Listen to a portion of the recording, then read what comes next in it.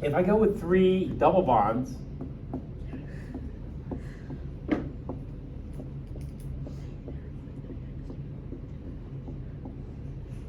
then I only have 1 formal charge. I can't get rid of this formal charge here, you know, because this whole thing carries a net -1 charge. And so I have to have at least this charge. Here I don't really need the square brackets since I only have 1 charge there. The whole thing's going to be -1. How does that look to you? Does that look pretty good to you? Well, let's take a look at how chlorine can accommodate this. This is 2, 4, 6, 8, 10, 12, 14 electrons. So it's quite an expanded octet. But what's the hybridization on chlorine?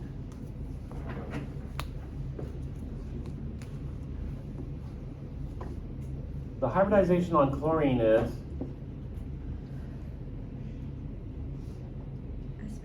sp3. And so let's go to chlorine. This is chlorine with no charge. This is sp3. And let's fill these orbitals with electrons. Do you see any lone pairs on chlorine? No. So these have to be singly occupied. And that takes care of 4 electrons. Chlorine has 7. 1, 2, 3, 4, 5, 6, 7. Where do the other 3 electrons go? This is in the n equals 3. Do they go into the n equals 4s? No. They're going to go into the n equals 3d. So this is 1, 2, 3, 4, 5, 6, 7.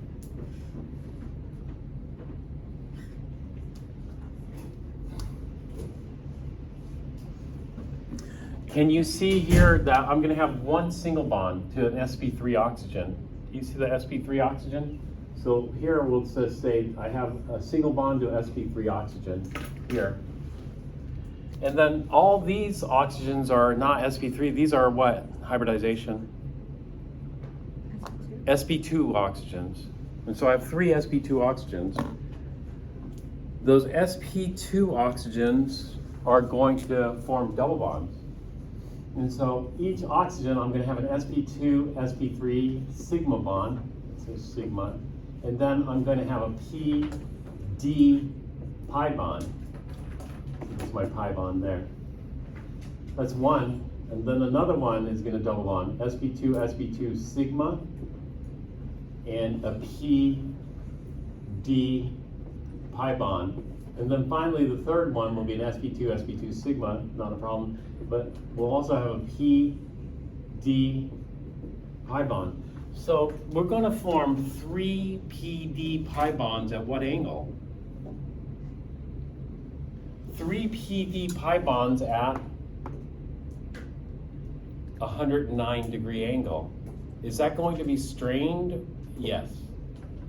Are we going to have good orbital overlap? No.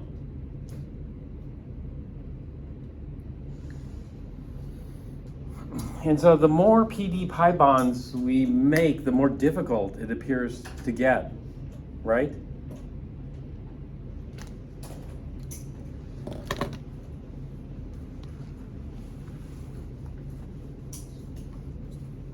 And so what should we do? Maybe we should just make 1 PD pi bond. You know, 1 PD pi bond, maybe that's reasonable. Or maybe 2 PD pi bonds like sulfuric acid, but 3 PD pi bonds, that might be a bit too much.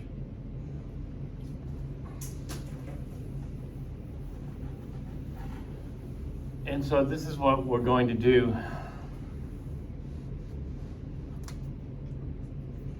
Maybe the best structure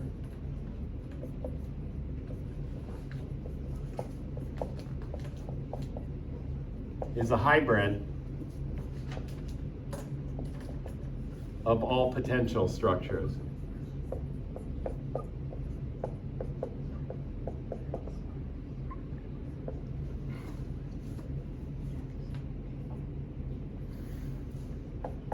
And so the first potential structure is no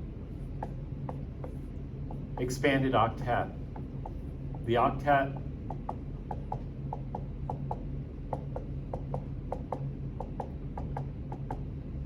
has not been violated. And so we have a max of 8. And the drawback here was the high formal charge, especially in chlorine at +3. This adds up to -1. But is that really a problem? A high charge means it's unstable. Is perchlorate, would you consider that pretty stable or unstable? Well, it's stable in the sense that you can make it, but it's unstable in the sense that it's going to be a powerful oxidizer. And just north of Las Vegas, there was the largest perchlorate explosion in the US. I'll show you a YouTube video of it. I was gonna say, I think I saw the YouTube video of that. Oh, did you see the YouTube video? It's the guy and his daughter on the highway and it like explodes, right? Oh no, it was the guy videotaping it from the top of the hill. What was it like? And there's a classic quote, you know, because the speed of light is fast, but the speed of sound is slow. So they saw the big flash, and there's a classic quote, and he says something like, "Oh man, this is going to be loud," and then the boom came, and it was very loud. Yeah, something like. I'll show it. Well, maybe that's okay. You know, this is going to be a mix of covalent and ionic bonding. You know, so we're going to have a single covalent bond here, plus additional bonding from the +3 -1. That's going to be fairly strong, and so that's going to make this bond pretty strong here. It's still going to be reactive because chlorine has fairly high charge. All right, but maybe we do 1 PD pi bond. If we do 1 PD pi bond, then we end up with this.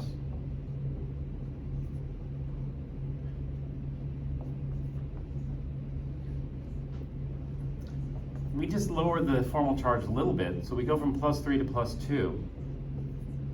It's not a huge reduction in the formal charge, but maybe it's okay to make 1 PD pi bond, and we add this up, we get negative. In organic chemistry, you learn that the more resonance forms you can draw, the more stable.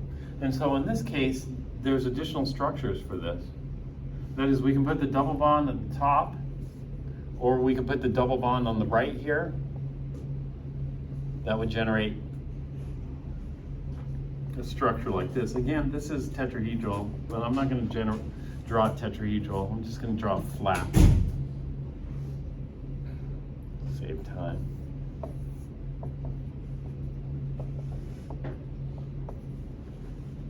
So 2 resonance forms. Actually, there are more. How many more?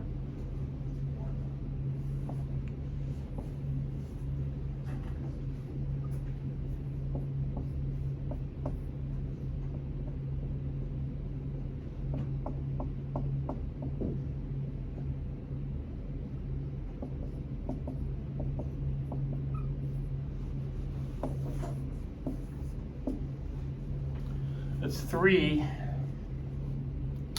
Any others? Yeah, it turns out there's 1 more. The 1 more will have the double bond to the left. And then that's all the possibilities.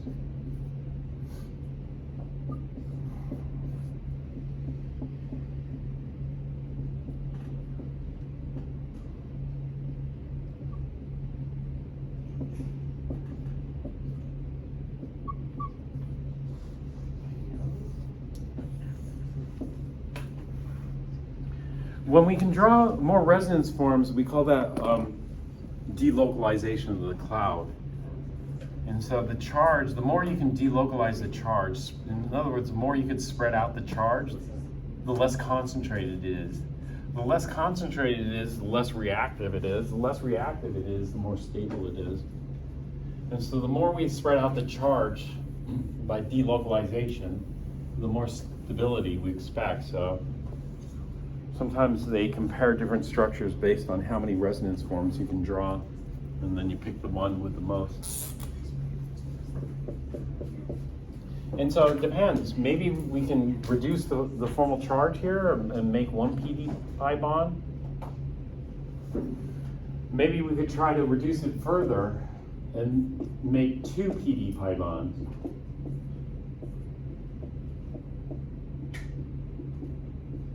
So we end up with two doubles and two singles.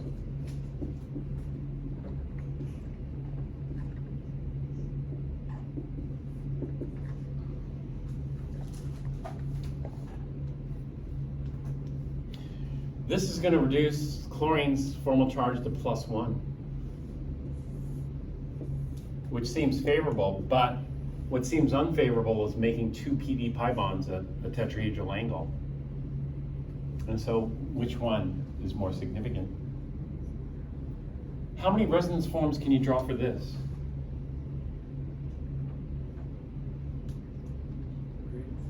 3. So let's take a look. Well, one could be double bond on top, double bond on bottom, single right and left.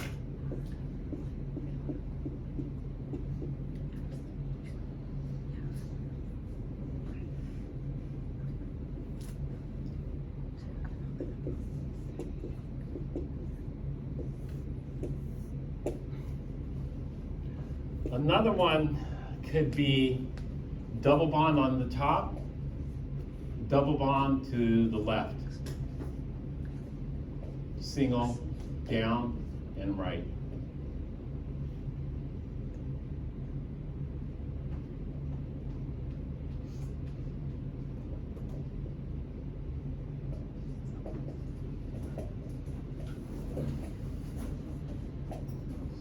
So that's 3.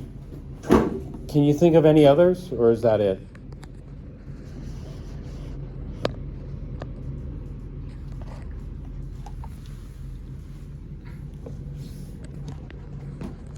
Can you think of another one, or is that it? I can give at least one more. The double bonds are on the left and bottom side. Yeah. There's one more for 3 here. One with double bonds on both sides, left and right. Okay. Left and right. Right and bottom. Yeah, and one on the right.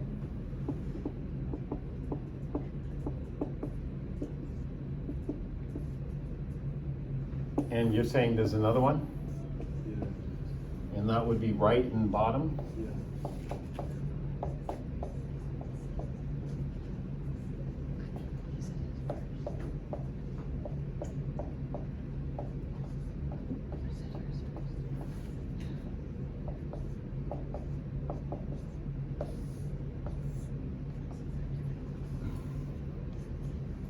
Any others, or is that it? Yeah, left and bottom. Left and bottom? Yeah. Okay. I'm running out of room here. I'll just write it over here. Left and bottom.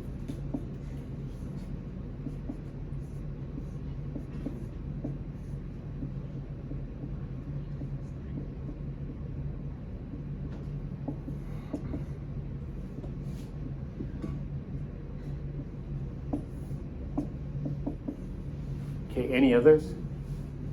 No. Actually, that's it. There's 6 resonance forms here. There are 4 resonance forms here. Number 2.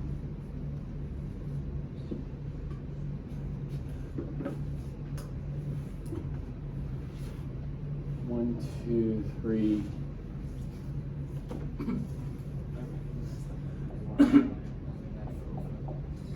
Four. Or we could go all the way. Maybe we go all the way and make 3 double bonds. If we go all the way and make 3 double bonds, well, is that really all the way? Let's see.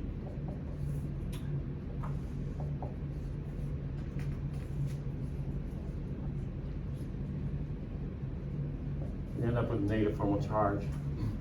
If we made 4 double bonds, then we start increasing the formal charges again. That is, if we make 4 double bonds, then oxygen would go positive and chlorine would go -2. We don't want to do that. And so this would be it. How many resonance forms for this? 4? Okay, let's see what those are. So I'm gonna go maybe up, left, right. Do the bottom one like that. And then what would the next one be? Single bond together. Right? Single bond on the right? Yeah. Actually, let's just do it like this. Save time. And the single bond on the top. Then the single bond on the top. Yeah. And is that it for all the possible ones? Yeah, that's correct. This is 4.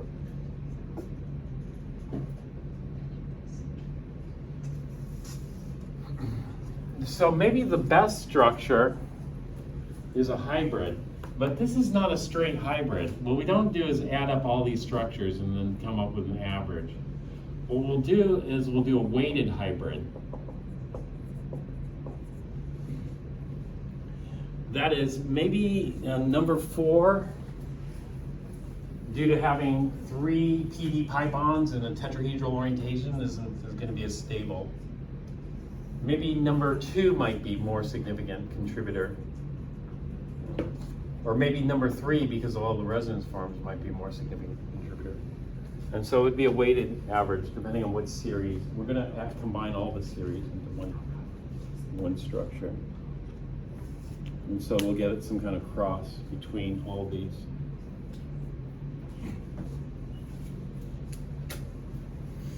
But normally they want you to draw one structure or the resonance. So if you look on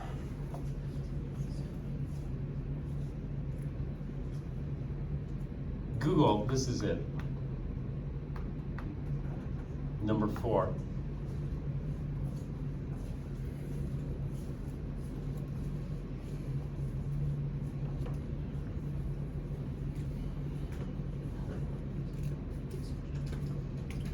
Recent theoretical work. The work involves calculations, theoretical calculations using quantum mechanics. Indicates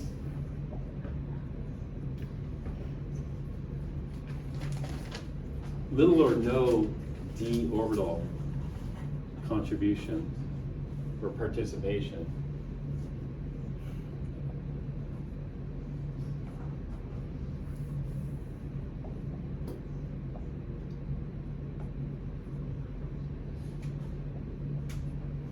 Participation.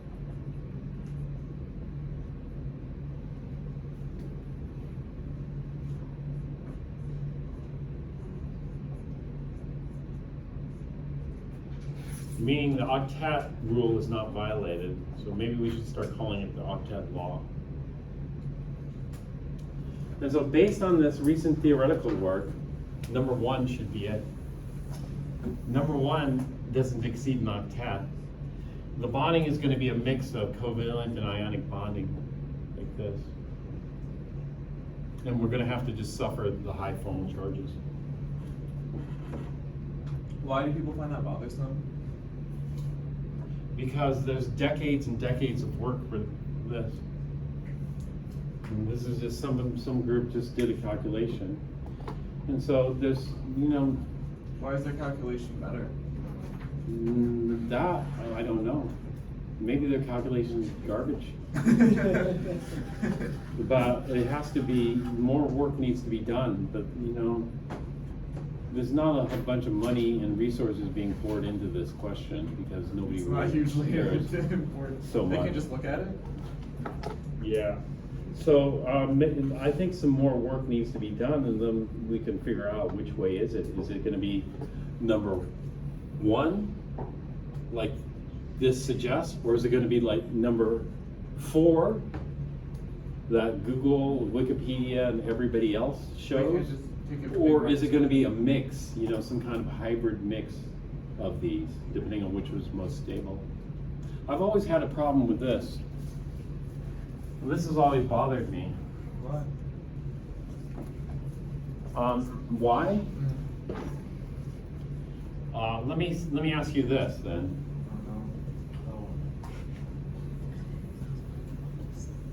They can't just get a big microscope and like count the lines. They can look at it experimentally, but you know, having double bonds are shorter. And there's something, you know, we have something called the bond order. So if we average it, I have 3 double bonds over 4. And so each of these bonds is going to be like a 1 3/4 bond in terms of strength. Yeah. And so one of the arguments for this is, well, it should be a little weaker than a double bond, but a lot stronger than a single bond, right? Yeah. And so they're arguing that we have pi bonding involved here. And then the other camp over here says, no, we don't have to have PD pi bonds to get stronger, shorter bonds. We can mix the covalent bond with ionic bonding, and the ionic bonding is going to hold the atoms strongly as well. And so both sides are arguing. But is it at all consequential chemically? Or maybe subatomically?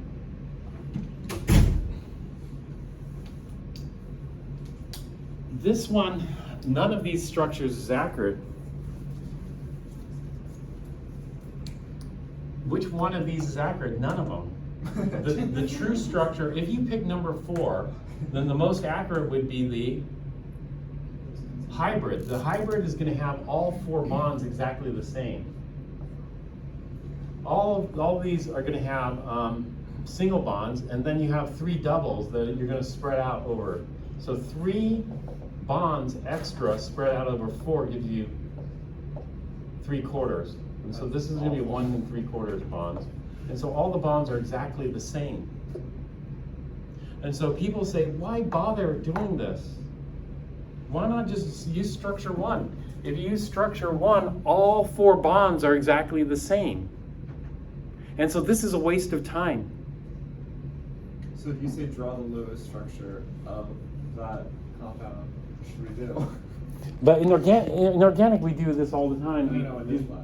But we don't do it expanded octets. You know, we just do resonance form. So you have to get used to doing resonance forms and the hybrid. You know? And so some people have just given up on this here, and I would have gladly have given up on this, but it's in the book. So since it's in the book, and since 99% of the structures online use this, then I might as well talk about it. Otherwise, I would have been happy. I could have saved a lot of time not having to go into this stuff here. Like if we go to SO3, let's take a look at the structure for SO3. Sulfur is 6 electrons, and then 3 oxygens is 18, so this is going to give us 24 electrons.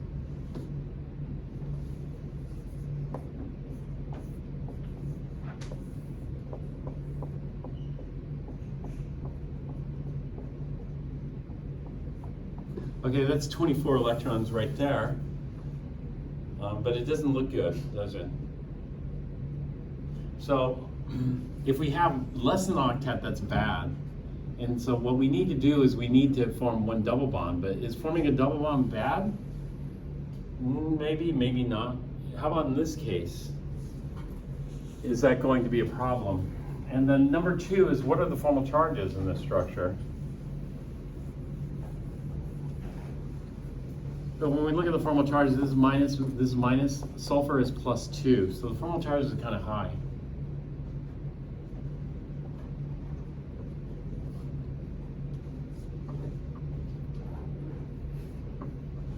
And so this is with the octet, but high formal charges. So do you know what people do? They try to reduce the formal charges. They reduce the formal charges by doing this. But when I see this structure, I start to have a little bit of concern, because what kinds of bonds are we looking at here? And so, are we looking at 3 PD pi bonds? Let me ask you that. Is that 3 PD pi bonds? It turns out it's not 3 PD pi bonds.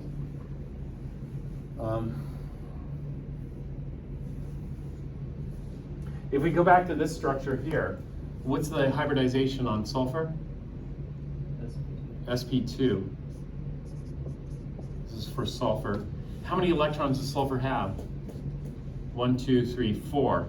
This is sulfur plus 2. Sulfur plus 2 has 1, 2, 3. Where does the 4th electron go?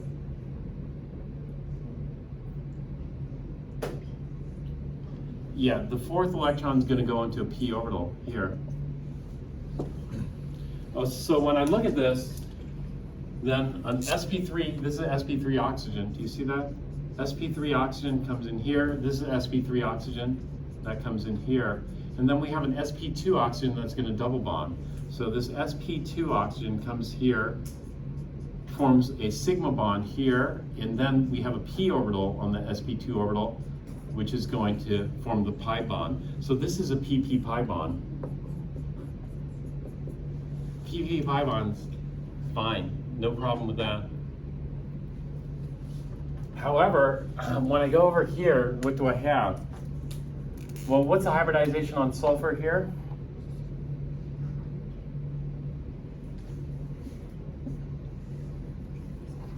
sp2. So this is sp2, and how many electrons does sulfur have? 6. So sulfur 0. 1, 2, 3. My 4th one can go in the P. Where's my 5th and 6th one going to go? Well, they aren't going to go in the 4s. We're going to skip that, and we're going to go up to the 3D. 5th, 6th. So one of these oxygens is going to form a pp pi bond, which is good. So we'll have an sp2 sigma, and a pp pi. That's one of these oxygens. The other 2 oxygens are going to come in and form not pp pi bonds, but pd pi bonds. And so this oxygen is going to come in here, and it's going to be an sp2 oxygen. So we'll form an sp2 sigma, but we'll have a p, and that p is going to form a pd pi.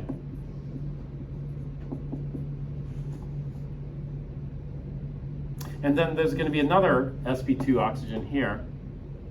And so we'll have an sp2 sigma and a pd pi. So we're going to form 1 pp pi and 2 pd pi's at what angles? 120-degree angles. Are the d orbitals oriented at 120-degree angles? Are we going to get good orbital overlap? No. So this is my concern for this structure. This is the structure you see online. You know? And so what the current research is suggesting is it's not that structure, it's this structure here, where we can form a pp pi bond, but these are going to be sp3, sp2 sigmas with some ionic contribution to the bond. Now the ionic contribution to the bond we can see here in other scenarios. So we don't, this is for pd pi bonding. What do we do about something like SF4? And SF6. And so let me just do this quickly here. SF4, we can do this.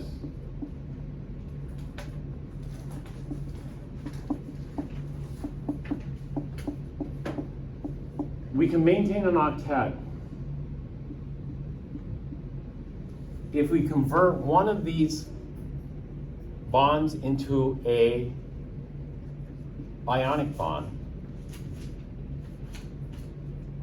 So I'm going to give the electrons to fluorine and make the fluorine ion. Sulfur is going to come out short. And so what we end up with is an ionically bonded fluoride to that cation. And so normally when we do ionic bonds, we just show the ions. So it'd be like something like this. You know, we have the fluoride, which we did near the beginning of this. And then we'll have the S, F, F, F. lone pair cation. And so the ionic bond is between these two ions. So this would be the ionic bond here. We don't normally show ionic bond here. And it turns out there are going to be 4 resonance forms for this. So we can put the ionic bond in equatorial position here rather than axial. And then fluorine will be covalently bonded to equatorial, and 2 fluorines will be covalently bonded axial. And then we'll have the lone pair in the equatorial. We'll keep the lone pair in the equatorial. Or we can put it in the other equatorial site here on the other side of that. Yeah. This is positive, etc. I'm out of time. Yeah, I'm out of time here. So this is a way we don't have to violate the octet rule, and we don't have to expand the octet. Otherwise, we'd have to have sp3d hybridization here. And if we do ionic bonding, we don't have to do that.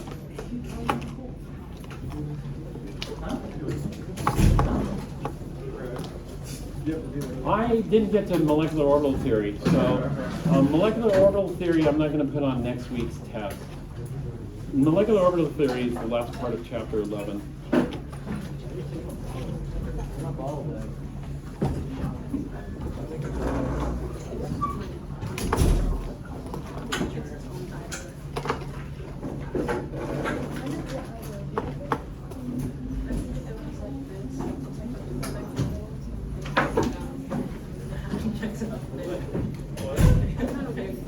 I saw that. Everyone did it. It's so funny.